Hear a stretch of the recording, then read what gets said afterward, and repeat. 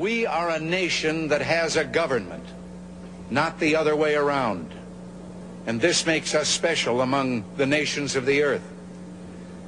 Our government has no power except that granted it by the people. It is my intention to curb the size and influence of the federal establishment and to demand recognition of the distinction between the powers granted to the federal government and those reserved to the states or to the people. All of us need to be reminded that the federal government did not create the states. The states created the federal government. Government is not the solution to our problem. Government is the problem.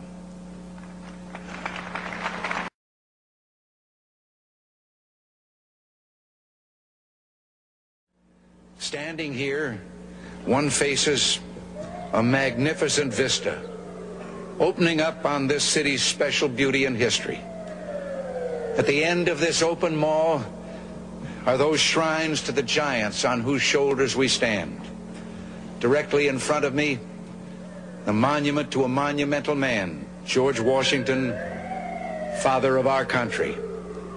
A man of humility who came to greatness reluctantly. He led America out of revolutionary victory into infant nationhood.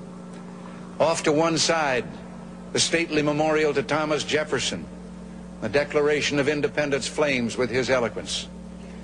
And then beyond the reflecting pool, the dignified columns of the Lincoln Memorial.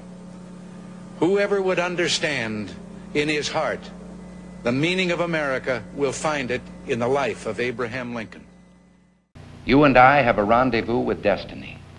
We'll preserve for our children this, the last best hope of man on earth, or we'll sentence them to take the last step into 1,000 years of darkness.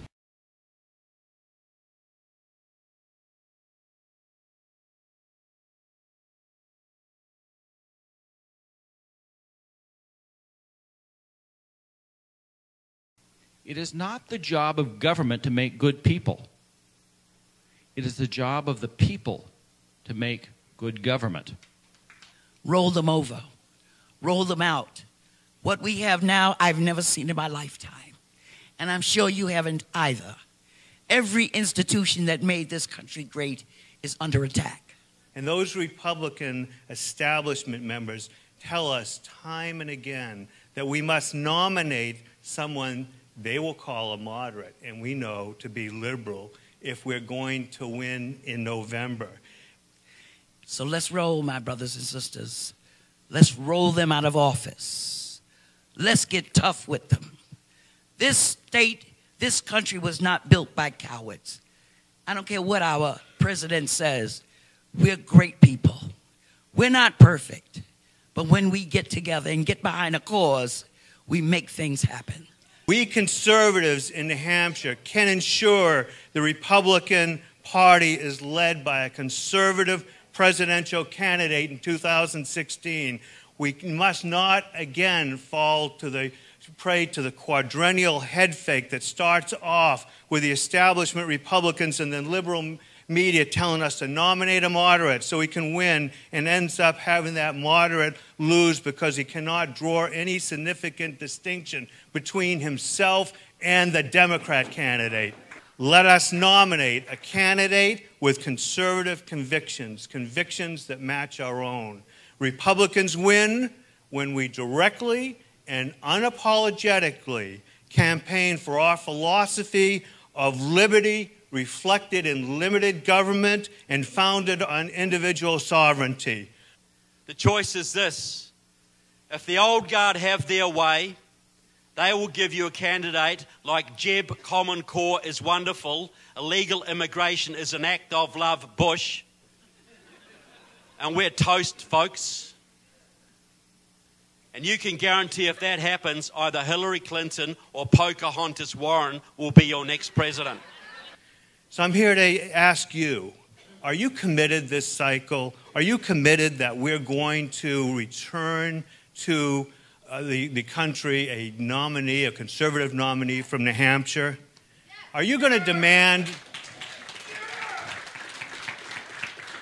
Are you going to demand of whoever we give our votes to that they be committed to the Republican principle of limited, affordable government? But I can promise you two things. If you do nothing in the next 22 months, your children will live in slavery in this land. But if you give it everything you've got, folks, every fiber of your being for your country and your constitution, the very least I can promise you is the right to look your children in the eye and say, I did everything I could. What is that worth to you guys? Let's roll in a president that respects the Constitution. Let's roll. No time for being a coward. No time for staying home. If your candidate does not get nominated, don't you dare refuse to vote. Don't you dare. Being in America, having that privilege is a great honor. Think about where your God has placed you in America. We always lose as conservatives because we have too many conservatives that are running in primaries, particularly presidential primaries. We have to not end them running. We have to be able to coalesce behind one good, strong, constitutional conservative candidate. Here's how the 603 Alliance would like to start to solve this problem.